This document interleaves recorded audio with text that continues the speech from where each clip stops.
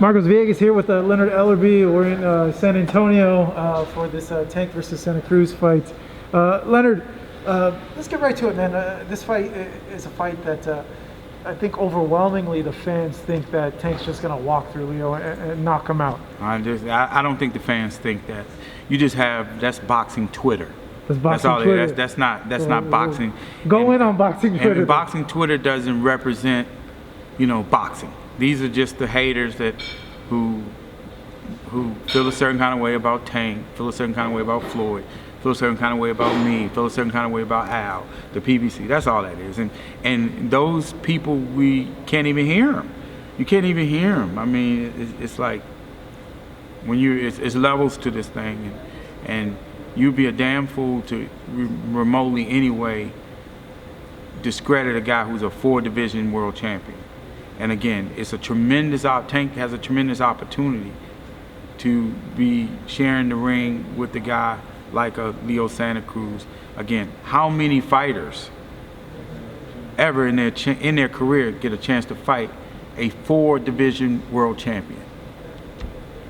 If Leo Santa Cruz wins this fight Saturday night, he puts his name in the company of, as you heard Custer say earlier, Sugar Ray Leonard, Floyd Mayweather, Oscar De La Hoya, Tommy Hearns, and there was one more. Manny Pacquiao. With a win Saturday night, he just got to figure out a way to go get a win on Saturday night. That's why you got to tune in on Saturday night to see, But he's a tremendous fighter. He's a Mexican warrior. He's one of the top fighters that's out there, Mexican fighters.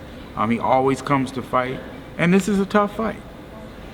Boxing Twitter would probably listen to that and say, "You're just trying to sell the fight, Leonard." No, I'm not trying. It's not about me trying to sell the fight, which I am selling the fight, though, by the way. But the fact is that I just hate when other guys just try, because see, the whole thing is designed to discredit Tank. That's why they're saying that.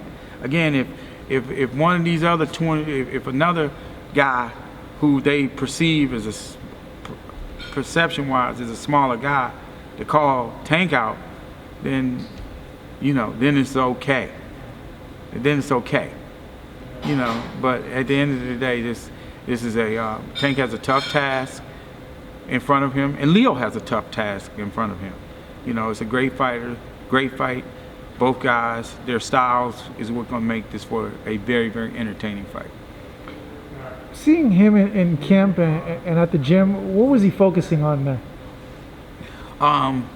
Skills, just working on different things, because as Floyd and Calvin eloquently said, Tank is one of the best boxers in the world right now. Skill for skill, he's right now and I say in the top 2 or 3 in the entire world right now. But the scary thing is he's gonna get better. That's the scary part, and he hadn't had the opportunity to go in his bag of tricks or in his toolbox because he hadn't found the need to. But come Saturday night, he's going to have to go in that toolbox. Yeah, you think he's going to have I know he's going to have to go in the toolbox. I know Leo Santa Cruz is a whole different animal. He's the best fighter that Tank will face thus far, and vice versa. It's the biggest and best fight out there for both of those guys.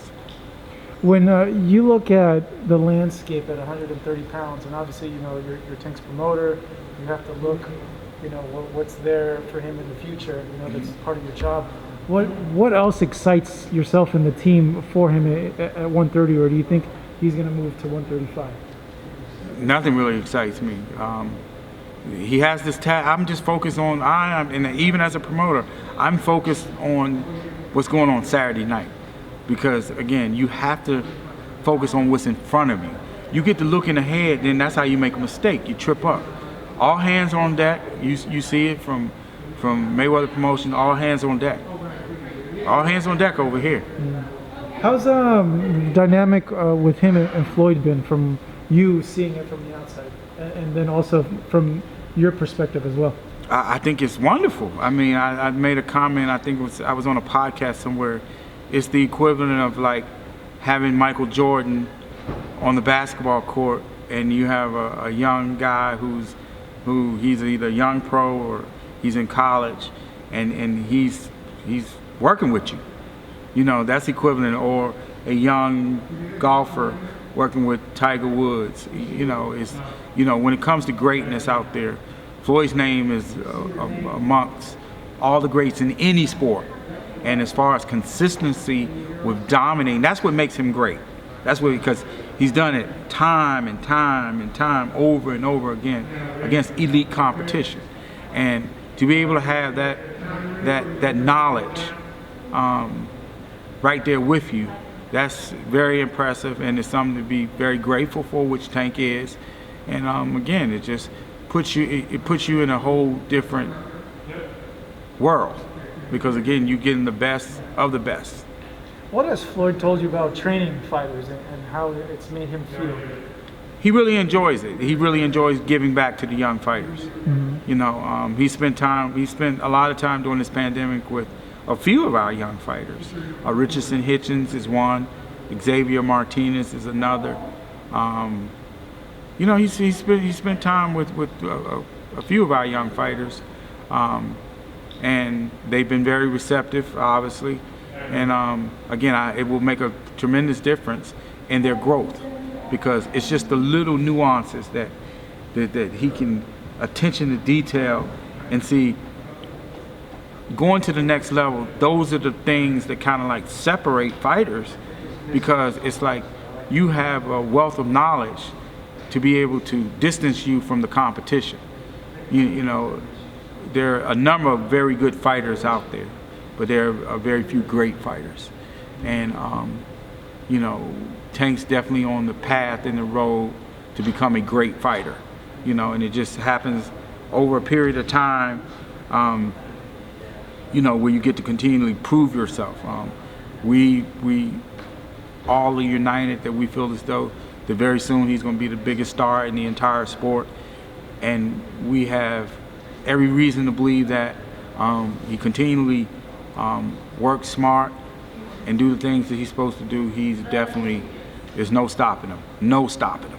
His style looks to be kind of similar to his dad as opposed to Roger when he's on the mitts. Because what stuck out was with one of the guys, he was kind of like jab, jab, jab. And I know Senior would do that a lot with Oscar and with his other fighters. He'd drill him and then end it with jab, jab, jab, jab. Well, there's a method to that. You know, that's why they have the wealth of knowledge. All of them are Senior, and, you know, may Roger rest in peace, are and were great fighters. I mean, great trainers. You know, they have a tremendous knowledge of the sport, and obviously they passed it on to you know, in Big Floyd's case, you know, his son, and in Roger's case, his nephew. They've done a tremendous job with, you know, with that. Floyd understood the game at a very, very young age, and learned how to box. You know, and Tank is a tremendous boxer, and he's also a tremendous puncher. So again, he's going to continually separate himself, and it won't be long before he's recognized universally as the biggest star in the sport. Thank you so much for watching this video, and make sure to subscribe for more videos of your favorite fighters over here on Fight Up TV, and give us a follow online as well at Fight Up TV on Twitter and on Instagram. We appreciate it, guys.